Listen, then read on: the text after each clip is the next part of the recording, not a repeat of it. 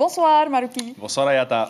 Aujourd'hui, samedi 14 mars, dans le contexte que l'on connaît, est-ce que le monde du sport local est perturbé? Eh bien Ayata, oui et non. C'est vraiment partagé au bon vouloir des fédérations. Certains championnats sont suspendus à l'image du basketball, du judo ou encore du football américain, mais certaines compétitions, comme la deuxième journée de sélectif de VAA, ont bel et bien été organisées aujourd'hui du côté de la baie de Taoné. Il y a eu 59 courses des catégories jeunes à vétérans. Tout s'est déroulé de manière quasi normale, mis à part que les accolades étaient souvent évitées malgré ces circonstances très inhabituelles.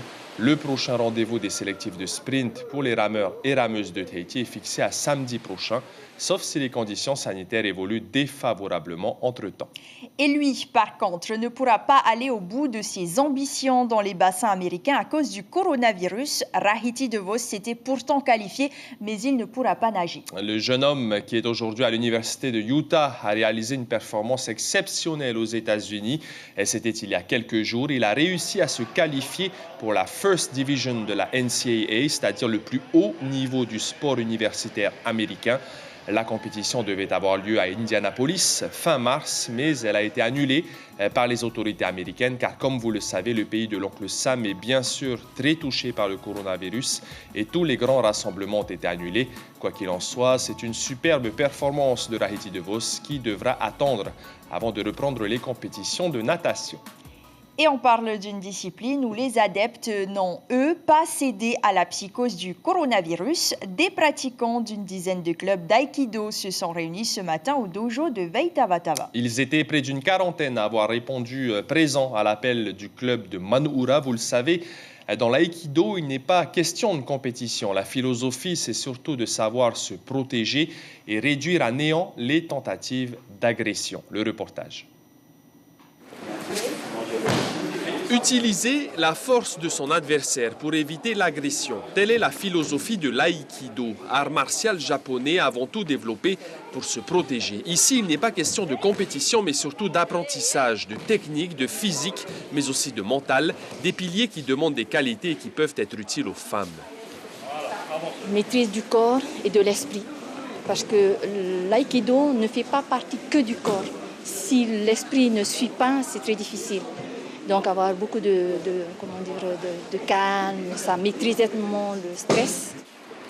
Ce matin, plus d'une quarantaine de pratiquants d'aïkido ont partagé leur technique, avec ou sans armes, en se relayant sur les tatamis du dojo de Veitavatava. C'est basé beaucoup sur le déplacement, sur le contrôle de son adversaire, le contrôle de soi-même. Essayer d'utiliser un peu la force de son adversaire pour pouvoir un peu adapter la technique qui soit adaptée à toute situation. Après plusieurs dizaines d'années de pratique d'aïkido, certains deviennent sensei et maîtrisent les techniques à merveille. Une démonstration a d'ailleurs été effectuée par 3 d'entre eux avant de clore cette journée de partage. Un petit clin d'œil désormais à un sportif très apprécié au Fénois, Steve Teihotata, et Matar Ey, les spécialistes des prises de vue en drone avec qui Polynésie la Première travaille régulièrement. Eh bien, voici les images de cette collaboration entre Steve et Matar Ey, que ce soit en VAA, en stand-up paddle ou même en foil. Le rameur 2DT démontre l'étendue de son talent sur les différents outils de glisse, avec parfois de grosses prises de risque et forcément de très belles prises de vue en drone. On vous laisse profiter de cette petite séquence publiée cette semaine sur les réseaux sociaux.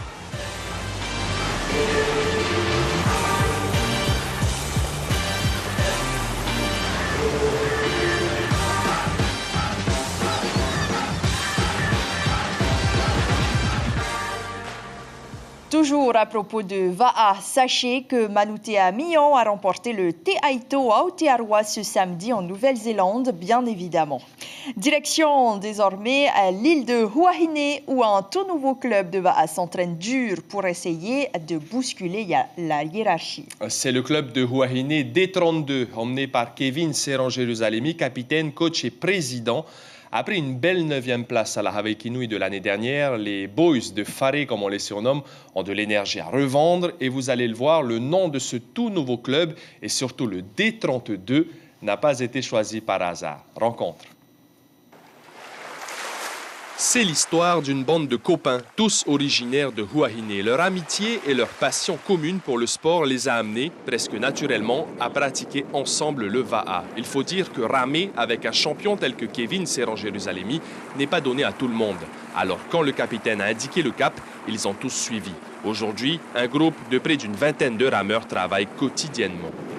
Bon, Kevin est revenu. Ça m'a remotivé aussi pour ramer aussi. De savoir qu'il y a le champion du monde qui est là, bien aussi pour voir le niveau aussi. Et il est là aussi à motiver tous les jeunes ici à la rame.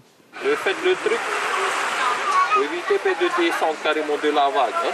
À un moment dans le surf, plus de récupérer. Car le quintuple vainqueur du Te-Aito est une encyclopédie du Va'a. Son expérience, il la met désormais au profit des autres, au profit de son nouveau club et de ses coéquipiers, car c'est bel et bien l'esprit d'équipe qui règne du côté de Faré. Le coach physique est un des rameurs et presque chaque matin à 5 heures pétantes, il dirige une séance à haute intensité sur une quinzaine d'ateliers. Et chacun emmène ce qu'il a. Hein. On peut halter comme ici à Huahine, on n'a pas de salle muscule. Hein. Maintenant, on fait ce qu'on peut, hein? Quelques woods, physique, pousse à pied. Pendant 1 heure, les burpees, levées de poids, sauts, traction ou tirage s'enchaînent à un rythme effréné. Le corps, les muscles et le cœur sont mis à rude épreuve, même avec le matériel le plus rudimentaire.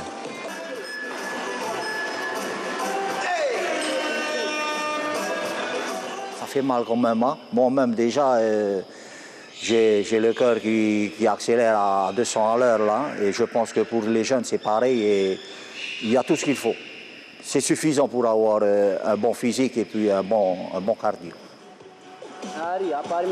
Le gainage, par contre, c'est matin et soir, tous les jours, car de la solidité du tronc dépend l'appui avec la rame dans l'eau. Une posture parfaite, harmonisée, c'est l'objectif recherché par Kevin et ses coéquipiers. Du coup, quand le corps encaisse le choc de la préparation physique, en parallèle, il est important de travailler les sensations sur l'eau. Et depuis quelques semaines, le capitaine, coach et président du club est plutôt satisfait. À la base, ils sont plutôt des gars physiques. Hein. Il y en a qui sortent des sports de combat, il y en a qui sortent du futsal, du football. Hein. Et après, ils ont déjà le physique. Hein. Moi, je suis juste là à apporter mon expérience au niveau technique et expérience au niveau des courses. Hein. 3, 2, 1, top! Vous l'aurez compris, Huahine D32 n'a pas fini de faire parler. D'ailleurs, pourquoi ce nom? D32, ben, ça se lit en anglais, ouais, hein. Détruit tout. Voilà, ben, Huahine détruit tout. Ben, on espère que cette année, ça nous portera bonheur ce nom-là, et ça va, on y croit. En tout cas, à Huahine, dans un cadre paradisiaque, l'équipe de Kevin Serran-Jérusalemi s'entraîne sérieusement pour la 30e édition du marathon Polynésie la première. Et puisqu'on en parle, sachez que pour l'heure, le marathon Polynésie la première Va'a est maintenu. Plus d'informations vous seront communiquées mercredi au plus tard.